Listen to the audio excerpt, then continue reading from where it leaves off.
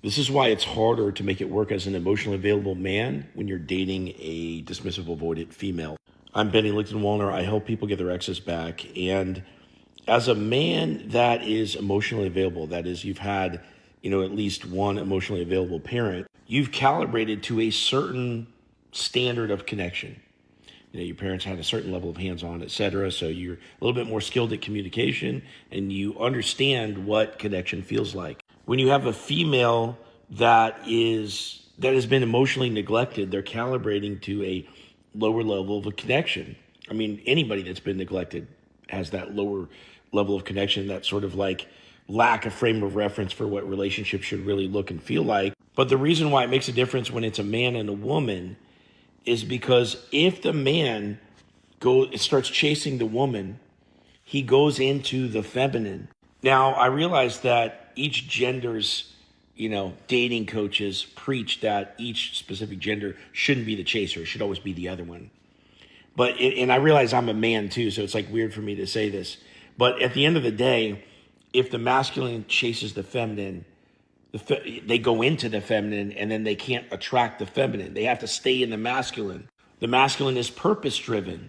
We're out in the world conquering it, okay? And I'm not saying this from a place of ego. Imagine, you're a man and you're at your desk working in the house. Your daughter comes home from school. She runs into your office, jumps up on your lap. Daddy, this and that happened at work or at school today, blah, blah, blah. The guy stops working, lets her sit on his lap for a second, talks to her about her day. She gets her fill of attention and then runs off and goes plays, and the man's straight back to work. The feminine seeks attention from the masculine. And when men go into attention-seeking behavior, it's immediate turnoff. Why? Because it's feminine. And so the problem as an emotionally available man that's dating a dismissive, avoidant female is that you're trying to make it work with somebody that's been neglected, whose role is to seek the relationship, okay? But you're relying on somebody to do that doesn't have the reference point, the frame of reference for it. They don't have the conditioning, right?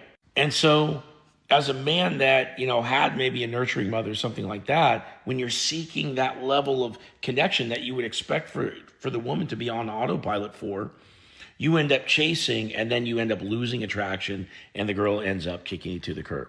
It's easier for it to work with a male dismissive avoidant and a female that's any other attachment style, right? Because that woman's going to naturally seek attention. Now, if you seek too much attention from a DA, they get overwhelmed, right? So it doesn't mean that it's all, fucking rainbows and puppies and stuff like that, right? It's not. But it is especially hard for a masculine male that's emotionally available to make it work with that person that's undergone emotional neglect in their childhood. Now, look, it's not impossible. You can make it work. If you want help with this, click into my profile, click this link right here, set up a call with me, tell me your story, and I'll give you a step-by-step plan to get your ex back.